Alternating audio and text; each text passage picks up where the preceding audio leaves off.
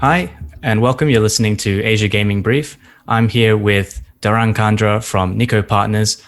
Here to talk to us about some of the interesting trends that he's seen in the past year. Welcome, Darang. Welcome. Thank you for having me. Thanks for coming.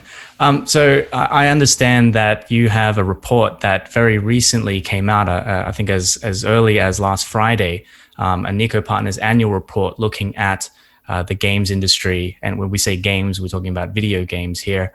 Looking at what's kind of happened in the last year and making some predictions for the year ahead. Can you tell us a little bit about what your report is covering and kind of just a little bit about the various changes that you've made to the report? As you know, Niko Partners, we are a market research and consulting firm covering the video games industry in Asia, including esports. We always publish a yearly report. We call them the syndicated reports on PC games, mobile games, and esports in Asia. Starting this year, we include 3 new countries: Japan, South Korea, and India. So now we have like 10 countries in Asia that we cover. Obviously, COVID has had a very large impact on every industry that you can think of, almost.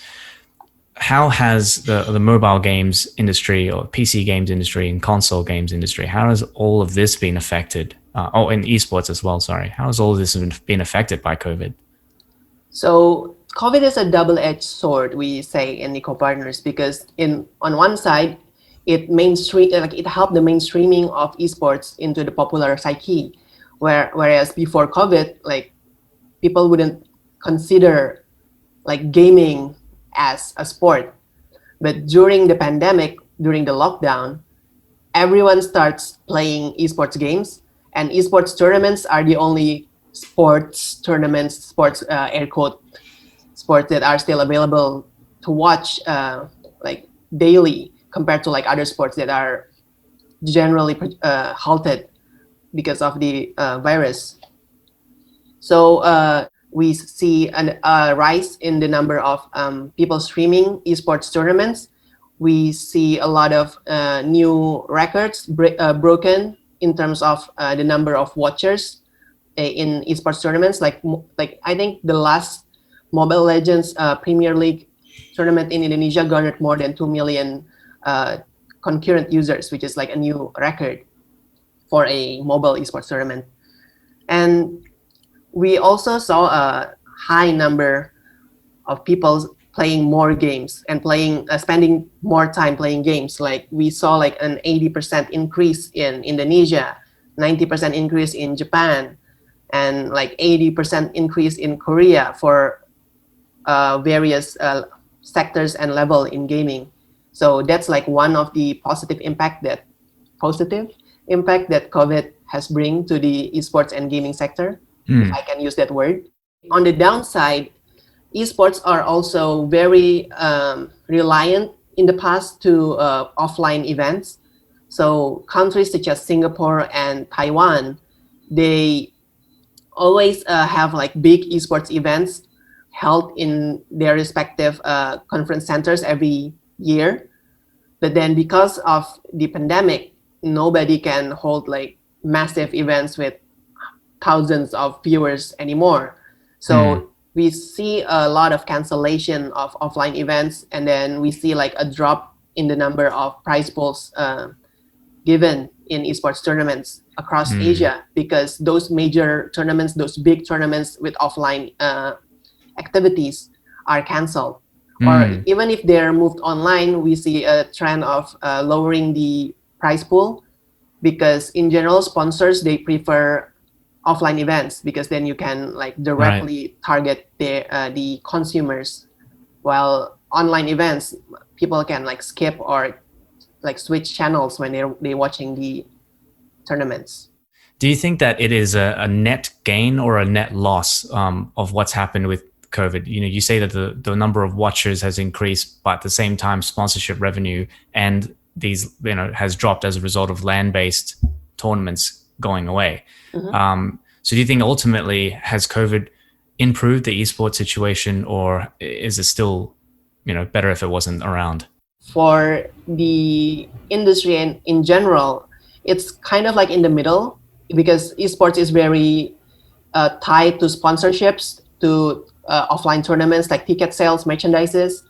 So with the pandemic ravaging the world as we know it, the revenue from tournaments, from tickets, from merchandises are generally dropping, and we predict that if this situation continues like for like a prolonged time, like if it's more than maybe 3 to 4 years, then it will negatively impact the industry as a whole. But if we get a like vaccine or something very soon, and then offline events can continue maybe like next year or in 2022, maybe it will it will help the growth of the industry even more.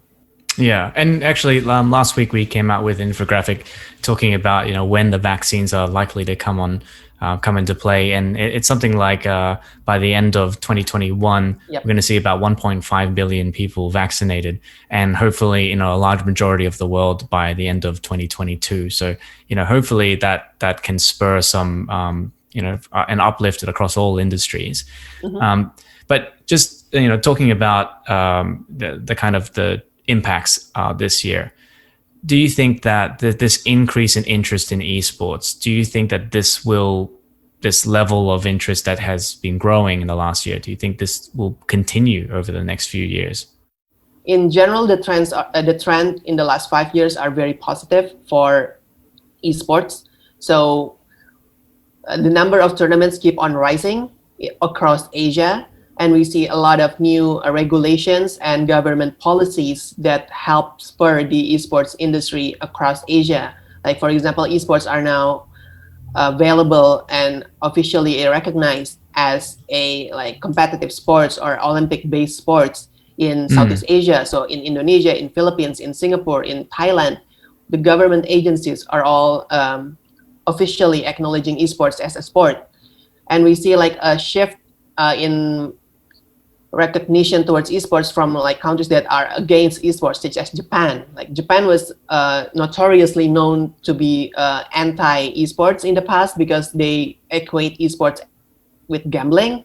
But starting this year, like the Japan Esports Union, they can now operate and help in the development of the esports industry in Japan. Similarly, in Korea, we saw like 5 or 6 new regulations to help in